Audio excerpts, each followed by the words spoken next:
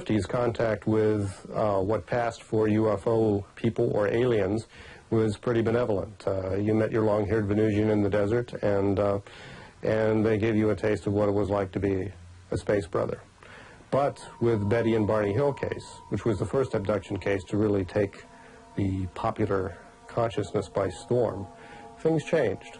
The aliens became little guys who didn't look that human at all, and they did kind of crazy things to you, like take you on board their spacecraft and perform operations of a very mysterious and disturbing nature.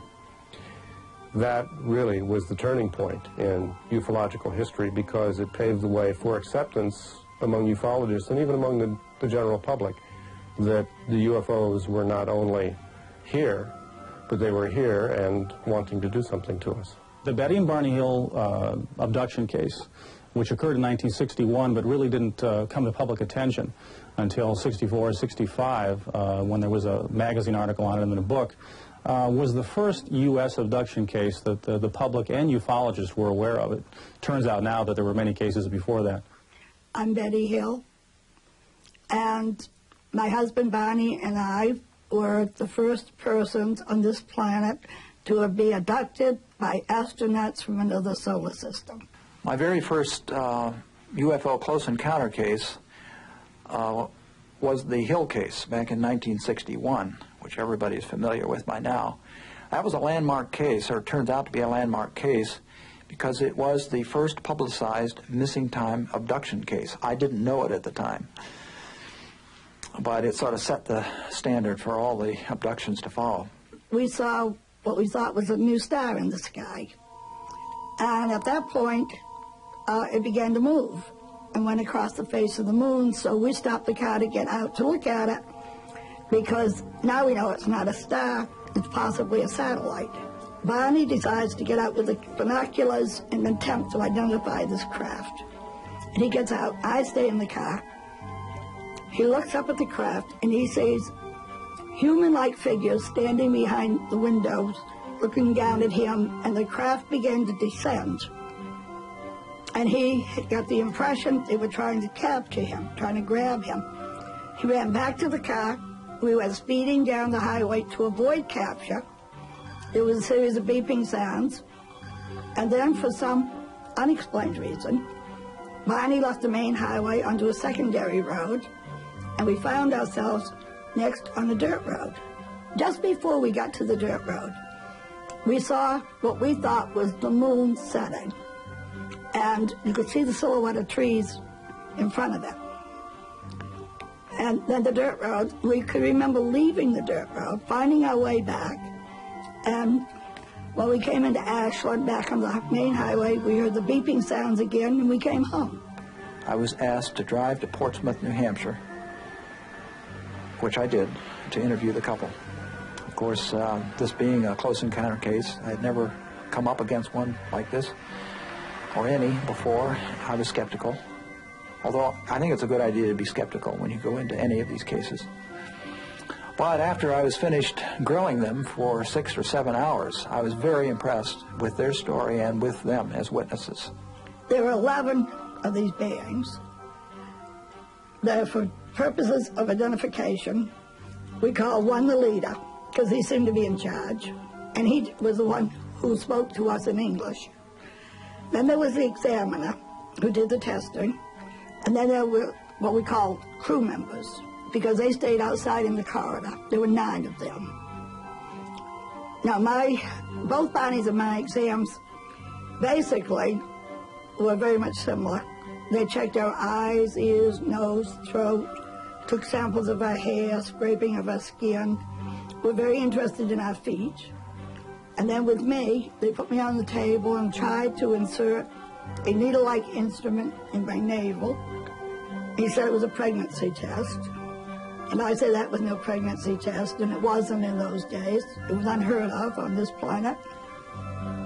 Betty, within 2 weeks of the encounter, had had a series of nightmares, very unusual dreams.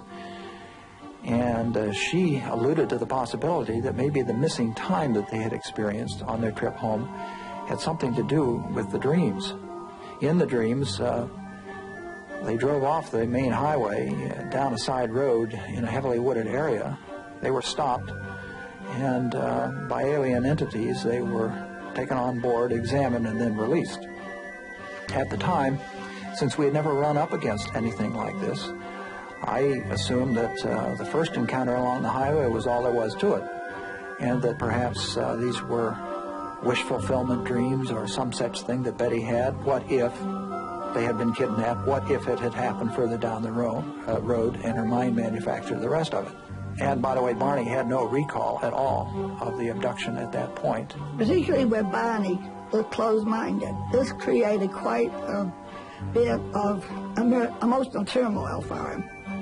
And he began to having health problems. Anxieties, fluctuating blood pressure, stomach problems and all. And he wasn't responding to medication. So his doctor thought maybe Barney had some kind of emotional hang-up of some kind that was preventing him from getting back on his feet. So he sent Barney in to a psychiatrist who was in the same building he was in. And Barney started going to the psychiatrist on a regular basis, talking about his early childhood and all. And one time Barney went in, and the psychiatrist said, asked Barney, well, what did you do this weekend? And Barney told him we went up in the mountains looking for this spot.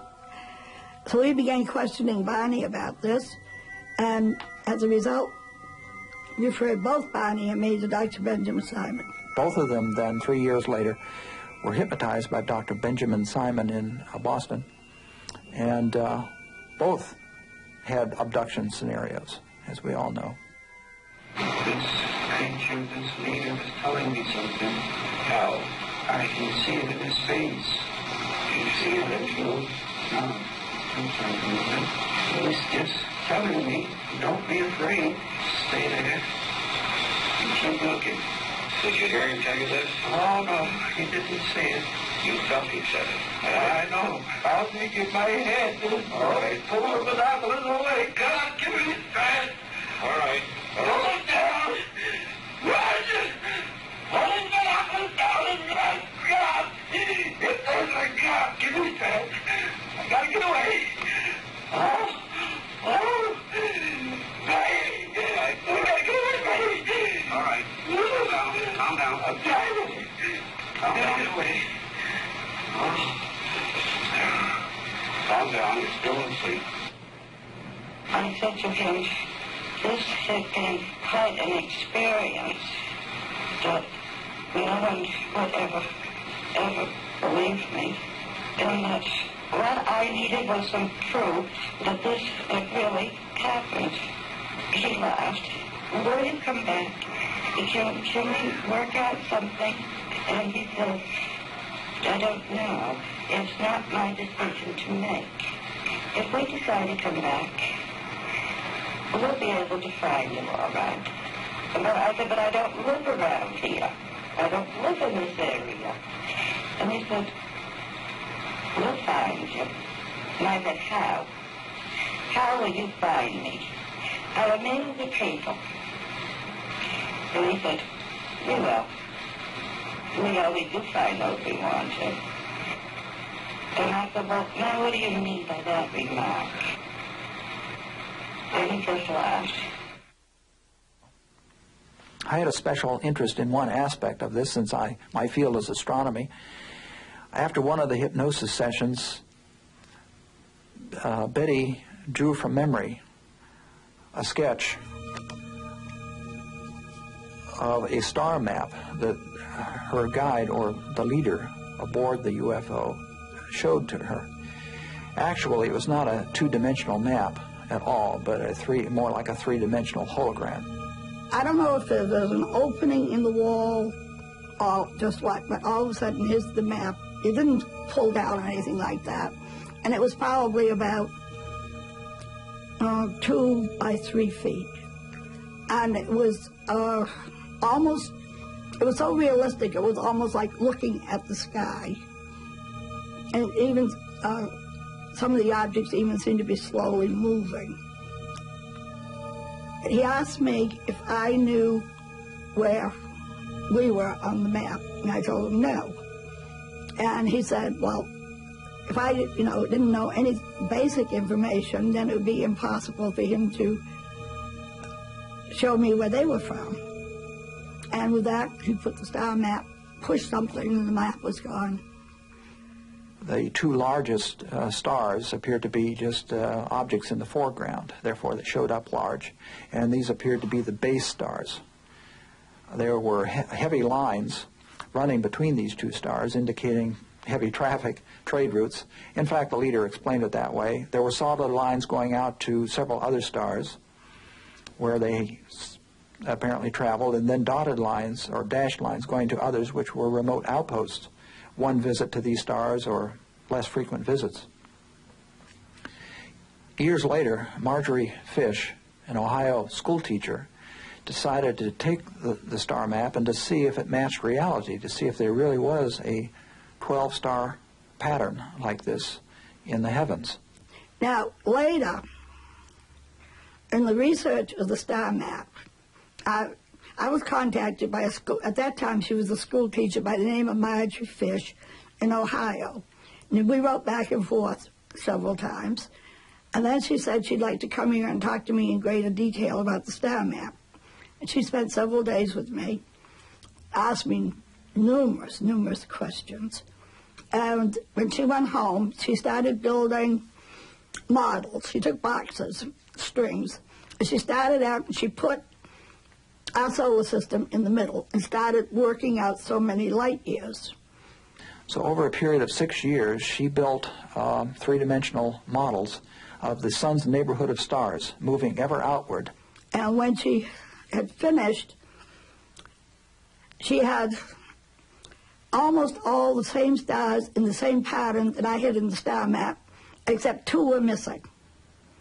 And so she wasn't able to complete the research until our astronomers found these two stars in 1969.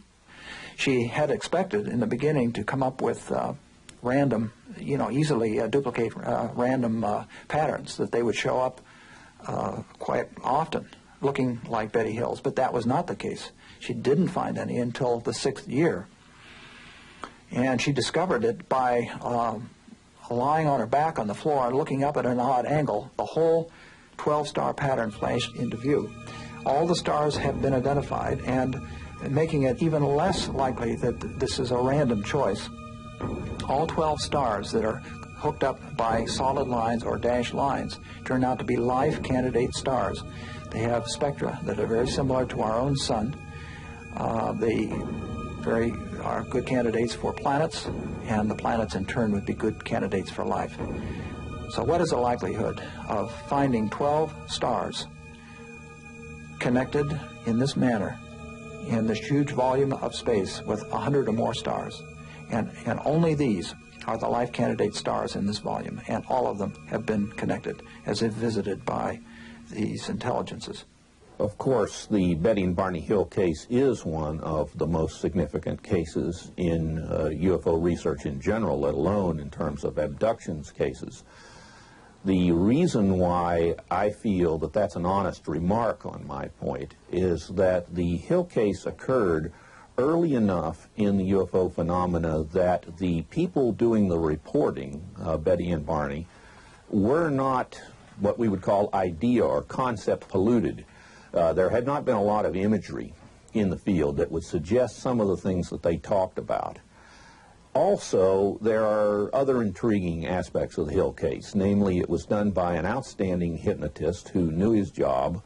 Also, the fact that there were two people who apparently gave at least partially independent testimony that was corroborated, and then, of course, the famous star map aspect of the case. The fact that Betty Hill's testimony seems to still make a certain degree of logical sense, and the story flows kind of consistently from one end to another, sets it as one of the real classic cases of ufology, and something that is not easily dismissed by the skeptics, no matter what they would like to say.